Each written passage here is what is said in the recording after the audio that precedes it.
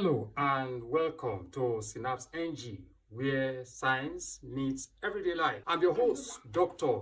Akinbobola Otitoju, and today's episode is a special solo edition. No guests, just you and me, exploring a question we all ask at some point. Why do I feel tired? But today, we are not guessing. We are going straight to the molecular level. Now, let's begin with a simple truth. Fatigue is not just being tired. It is a biochemical signal, your body's way of telling you that something at the molecular level needs attention. This is a molecule called ATP, adenosine triphosphate. Think of ATP as the energy currency of your cells.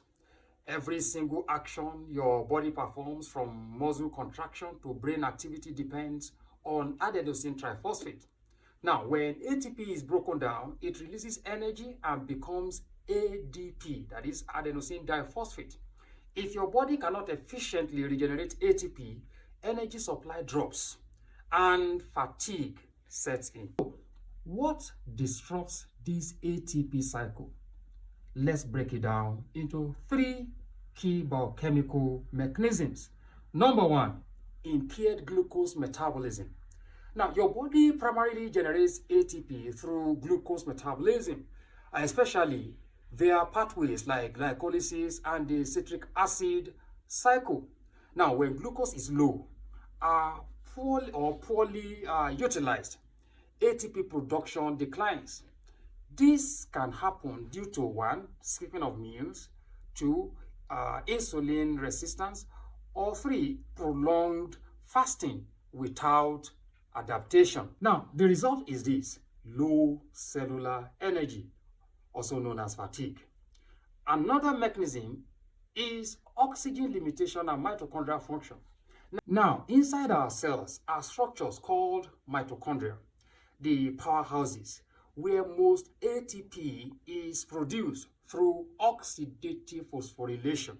But this process requires oxygen.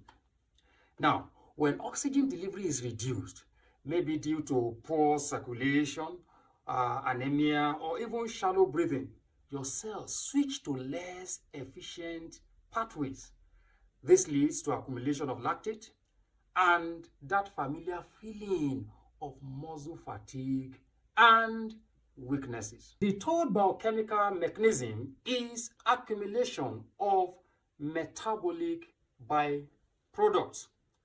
Now, fatigue is linked to the buildup of substances like lactate, reactive oxygen species, which we often call ROS, and even ammonia in extreme cases. Now, these compounds interfere with normal cellular processes. For example, excessive ROS can damage proteins and mitochondria, which further reduce ATP production. In fact, it becomes a vicious cycle where less energy leads to more stress and even less energy. Let's not forget the brain. You see, your brain is a major consumer of ATP. Now, when energy level drops, neurotransmitter balance is affected, especially dopamine and serotonin. This is why fatigue is not just physical. It often comes with mental exhaustion, poor focus, and low motivation. Next time you feel tired, remember, it's not just about sleep. It's about how well your cells produce ATP, how efficiently your mitochondria function, and how balanced your internal biochemical environment is. My viewers, in closing, fatigue is a message, a biochemical whisper from your cells saying, restore balance.